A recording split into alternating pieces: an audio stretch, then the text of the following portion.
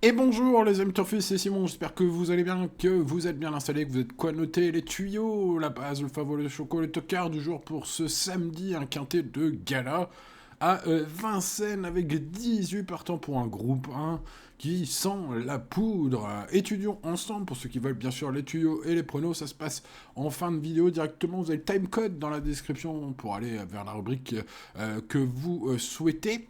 Pour ceux qui veulent étudier avec moi, j'espère vous apporter un max de bonnes infos, partant par partant. N'oubliez pas le petit pouce, et c'est parti avec le numéro 1, Immortal Doc. Ah bah on commence déjà par un cas d'école, hein, un cheval qui a une chance, qui vient d'ailleurs de terminer deuxième de la course référence du Prix de Croix à 88 contre 1. Ferré, aujourd'hui il est déféré, il est en mode course, il va donc essayer de se mêler encore à la lutte pour les places d'honneur. Pourquoi pas maintenant bon, si l'impression était positive dans la course référence, où il a pu exploiter sa pointe de vitesse, voilà, après un parcours d'attentiste, on va dire, bien chanceux quand même, hein. Voilà, puis d'autres hein, seront cette fois-ci encore plus en mode sport, donc le garder ou non, c'est une affaire d'impression.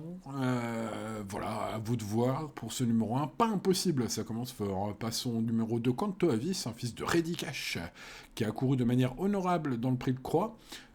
Maintenant, lui, il n'a pas eu le parcours, il est venu trop tôt, à l'extérieur de Cocktail Dudin, hein, qui a repoussé l'attaque. Eh bien, ça pourrait être peut-être un parcours un peu plus favorable. Pourquoi pas que ce jour-là, il était cinquième. Donc, pas impossible, hein, juger en tout cas sur cette fameuse course référence. Le numéro 3, Cocotte, est un cheval, j'ai vraiment beaucoup aimé son hiver. Vous vous doutez probablement pourquoi. Il y a quelques courses de cela, Cocotte m'a fait très plaisir. La dernière fois, voilà, Mathieu Moutier avait été clair, hein, on se prépare pour la suite. Et pourtant, elle a encore super bien couru, hein. Donc bon, là on est en mode sport, c'est le jour J pour ce numéro 3. Maintenant, voilà, hein, on est sur une dizaine de chevaux hein, pour qui c'est le jour J, hein, donc au moins. Donc, mais bon, c'est un cheval qui me semble être une prétendante crédible au papier. Hein, elle a quand même battu très facilement Canet Belev il y a quelques semaines.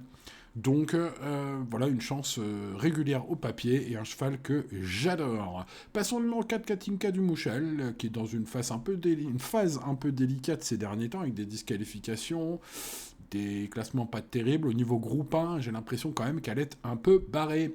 Passons donc au numéro 5, Inan de Joude, que je vous avais recommandé en bonne confiance la dernière fois, quatrième, dommage pour les joueurs de simple, mais bon, elle arrivait quand même, hein, c'est déjà ça.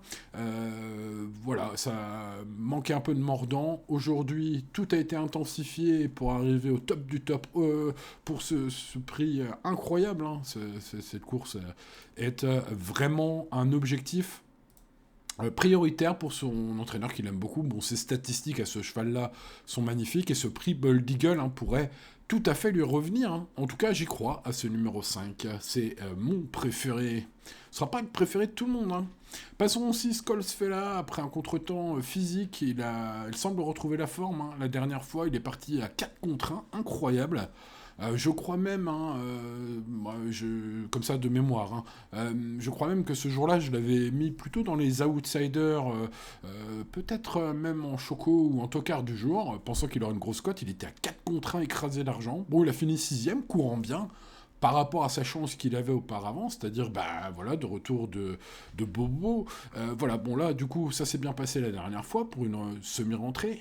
Et il a fini sixième dans le Prix de Croix. Donc, écoutez, là, c'est le jour J aussi pour ce 6, hein. Donc là, en plus, il sera beaucoup moins joué, il sera pas 4 contre 1. Donc, voilà, hein, des fois, il faut avoir le bon timing. Pourquoi pas avec aujourd'hui ce numéro 6. Passons au numéro 7, Kaya Dream. Après 2 disqualifications au monté, on revient à l'attelage, on va voir ce que ça donne. C'est un cheval qui a aucune chance au papier, enfin quasiment aucune chance. Je vous conseille de rayer ce cheval qui est utile sous la selle.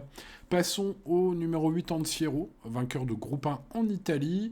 Bon, est-ce qu'il va bien faire ici? Bon, c'est un cheval évidemment que je connais très mal. Son entourage en plus n'est pas un entourage qui a pour coutume de venir en France. Alors certains y verront bon signe, hein, voilà, en se disant tiens, Il vient peut-être pas pour rien depuis l'autre côté des Alpes, celui-là. Bon, maintenant, au papier, c'est pas un cheval de groupe 1 français, je pense. En tout cas, c'est mon avis. Et puis, bah, va falloir qu'il s'adapte, va falloir évidemment qu'il prouve son aptitude à la montée, etc. etc. Bref, j'ai pas trop flashé sur ce 8, vous l'avez compris. Passons au numéro 9, King Opera, qui a montré les progrès dans le Prix de Croix. Alors, voilà un cheval dont je me méfiais dans le Prix de Croix. Alors, il a fini seulement 7ème, mais 7ème à 128 contre 1, il me semble, et finissant bien. Hein. Donc voilà, je lui remets la même note de méfiance aujourd'hui. Bon, peut-être qu'il sera un peu moins. Enfin, qu'il sera un peu plus joué aujourd'hui, quoique, hein, j'ai vu qu'il était à peu près nulle part dans les pronostics de la presse. Donc ça peut être un joli coup, ce numéro 9, hein, pour une 4-5e place à grosse cote. Passons au numéro 10, Cristal Josselin, qui a montré des progrès notables dans le Prix de Croix, hein, puisque c'était la 5e platonique. Malgré une disqualification, pardon. Sa préparation à gros bois semble avoir porté ses fruits selon son entourage, l'écurie Guarato. Il sera déféré des 4 pour le quintet de gala de ce samedi, le potentiel. Peut-être pour terminer dans le quintet. L'opposition est très relevée, peut-être à mettre dans les champs réduits, hein, avec cette info que Cheval travaille bien le matin, ce 10. Passons au 11, Xar, qui est impressionné par sa fin de course, comme souvent, j'ai envie de dire, avec lui, hein, lorsqu'il est bien préservé. Alors, Mathieu Abrivard a fait une bonne drive dans un quintet là, cette semaine, pour la première fois de l'hiver. Alors, est-ce qu'il serait pas de retour en forme à un bon moment, Mathieu Abrivard? En tout cas, ce serait bien, parce qu'avec ce 11 aujourd'hui, évidemment, on est là sur un cheval qui possède une très belle chance, à mon avis. Le 12 Executive K a déçu la dernière fois, c'était son parcours, hein, les 2100, là c'est trop long je pense, enfin, en tout cas c'est mon avis. Bon maintenant, Eric Raffin le délaisse, hein, c'était Eric Raffin la dernière fois, j'ai l'impression que ça avait dû être sa course. C'était la dernière fois, là je le vois moins, on va dire. Le 13 Ninetta Boko a été pas trop chanceuse dans le critérium, hein, la course référence s'il en est, gêné dès la descente. Disqualifiée, bon malgré ça, elle conserve une bonne forme selon Erwin Bott, elle est confiée à JMB, elle va tenter de surprendre. Alors la dernière fois, j'imaginais qu'elle pouvait surprendre, bon aujourd'hui aussi, bon c'est du champ réduit quoi.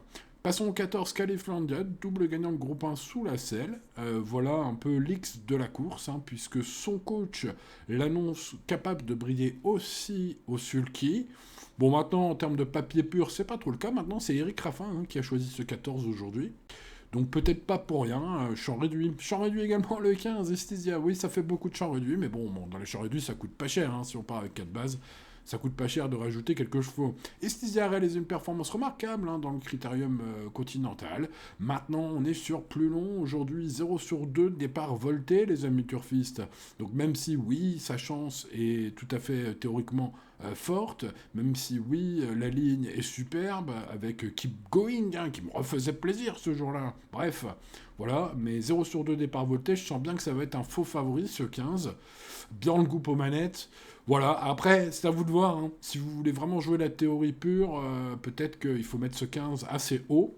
Donc voilà, je l'ai bien vu, hein, il a une chance au papier. Voilà, merci, tout va bien, je sais. Voilà, moi, je le mets que dans mes champs réduits, eu égard donc au fait que c'est départ volté 2007 hein, aujourd'hui. Passons au 16, Canad Belev, une régularité, j'ai envie de dire, magnifique. Alors, elle a été battue par Cocotte, hein. Et puis, elle a du mal à gagner hein, à ce niveau, évidemment. Canad Belev, hein, même si elle a des titres. Voilà, maintenant, elle fait pratiquement toutes ses courses.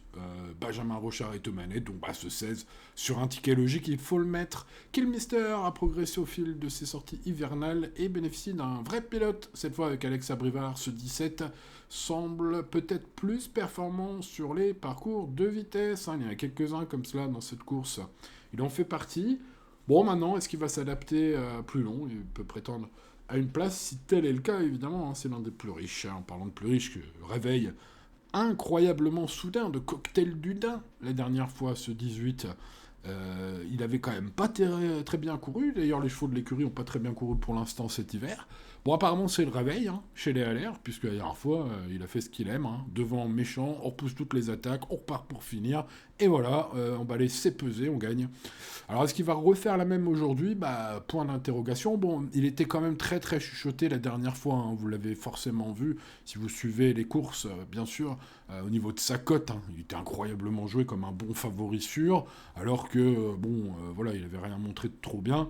Donc, chez les LR, hein, c'est toujours bon signe, hein. Il y a quelques matelassiers dans le coin qui traînent. Donc bah, on va surveiller ce qu'ils font les Maclassiers aujourd'hui avec ce 18, qui évidemment jugé sur sa victoire devant tout ce beau monde la dernière fois, possède évidemment une chance de doubler la mise. Mais c'est Kynan de Jude, le numéro 5, que j'ai préféré, les amis turfistes, pour le quintet de ce samedi. Son coach l'a toujours beaucoup aimé, un cheval qui a un taux de réussite magnifique.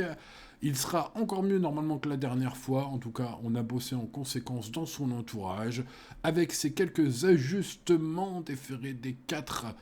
Pour la première fois, ce numéro 5 peut tout à fait dynamiter cette course. Allez, on va l'encourager. Évidemment, en plus, j'ai regardé pas mal de pronostics. Il est quand même pas donné par grand monde, hein, en termes de première place, je parle, hein.